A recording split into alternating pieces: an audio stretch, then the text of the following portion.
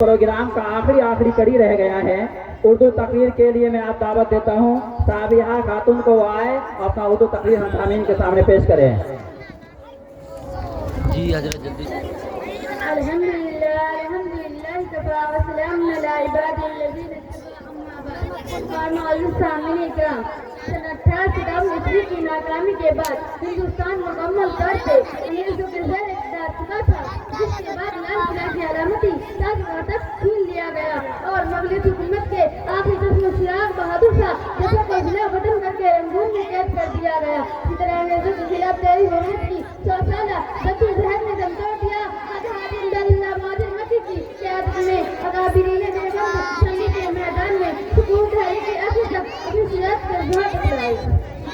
कल से जुनान सईद रहमतुल्लाह अलैह और तो शक्कर शुमाल महाबाम जाम साहब की नोश किया थाना भवन पे अंग्रेजी के मुकम्मल कब्जे के बाद जिन मालूमात देवबंद इस्लामी हुकूमत के दारुल खिलाफा बना दिया गया। आसपास के इलाकों से हजारों लोगों को गिरफ्तार कर लिया गया। जिन मालूमात उपवास की कसम थी उनमें अक्सर को फांसी पर लटका दिया गया। थाना भवन में जहाँ मुसलमानों की बड़ी आबादी थी खंडर में तब्दील हो गए। तमाम बासियों को देश की सड़क पर हिम्मत कर गए।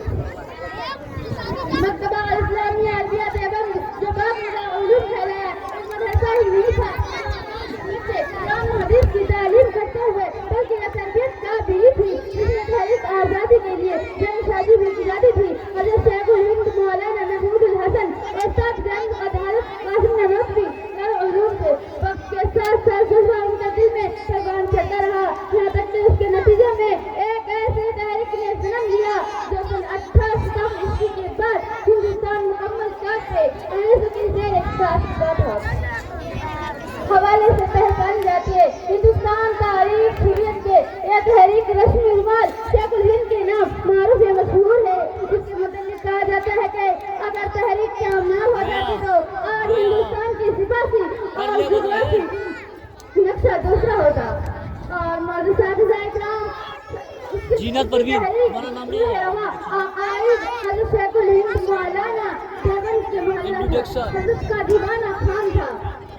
जीनत वफादारी वतन से हो यही इस्लाम कहता है। वफादारी वतन से